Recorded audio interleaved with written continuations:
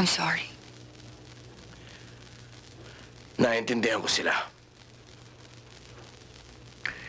Bukas na bukas, aalis ako. Pupunta ako sa probinsya.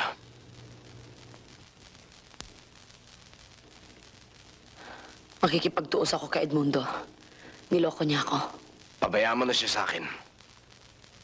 Sa akin siya may utang. Matagal niya na ako niloloko. Pero ako, patuloy ako nagpaggamit sa kanya. Huwag kang mag-alala. Sanay ako lumaban sa mga hudas. Ilang taon ko siyang pinagtiisan. Gabi-gabi umaate ako para sa kanya.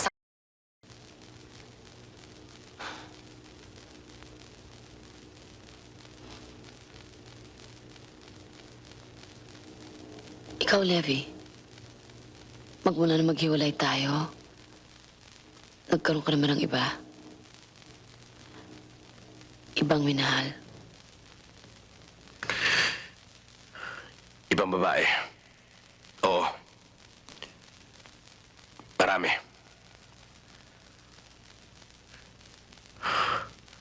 Pero wala akong minahal. Maski isa.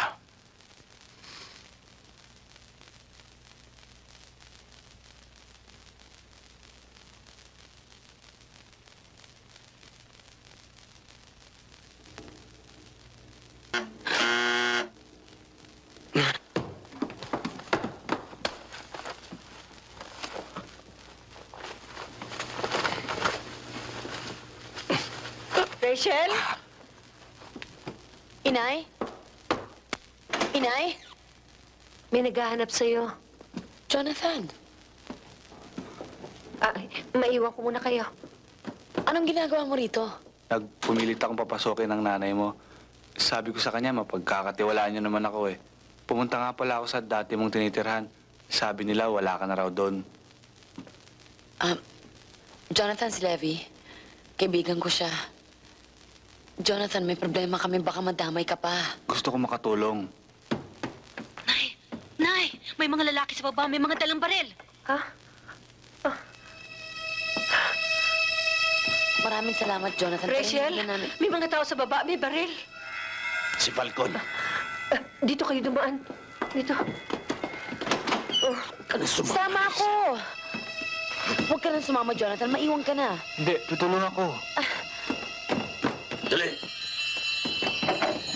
Bakit? Ano kailangan nyo? Teka lang. Teka! Boy!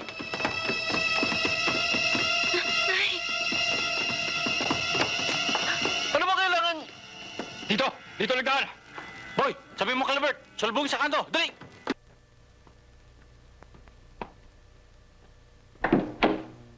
Good evening, ma'am. Good evening. Ma'am, may naghahanap sa'yo. Mukhang ex-convict, pero gwapo.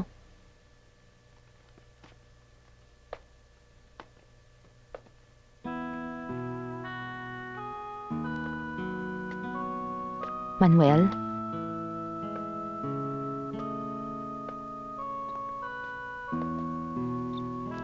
Pwede ba tayo mag-usap? Maupo ka.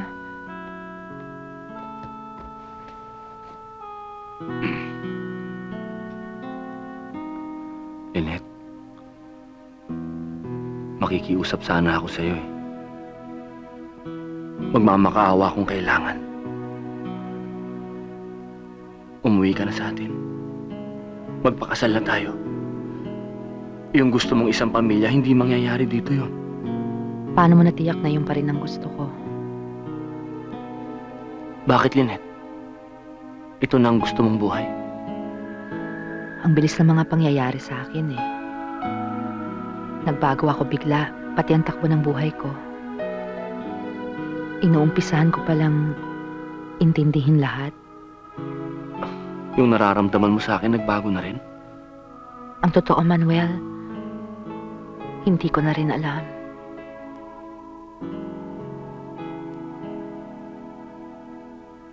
Ano po, Tay? Sinama ko siya dito para linawin ang matagal ng alitan ng pamilya natin. Anong dapat linawin? Eric, 22 taong kong isinumpa ang pamilya ng babaeng yan. Di ba? Mamamatay tao ang ama niyan. Tay. Ang ama niya ang pamatay sa nanay niyo. Mang Berong, hindi po totoo yun. Ginawa po ng papa kong lahat ng magagawa niya, kaya lang po talagang nakatakda na po. Sinungaling! Tay, nakakaya naman ho. Anong nakakahiya? Palayasan niyo sa pamamahay ko, babaeng yan. Nagkakaunawa na ho kami ni Ana. Ano ka mo? Nag-iibigan na ho kami. Eric! Mang Berong! Eric, baka inatake siya sa puso. Dali natin siya sa ospital na yun din. Kuya! Sasakyan, dali!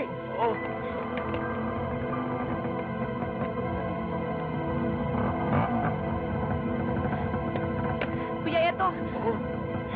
Eric, dali! Yung ulo niya. Kuya, yung uli niya. Tulungan mo ako! Diretso niyo siya sa emergency room. Nurse!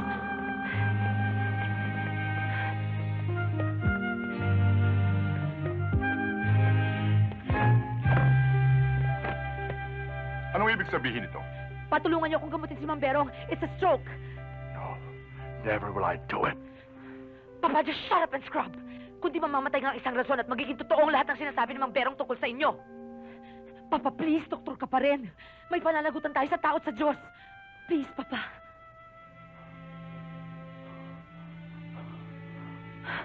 Please.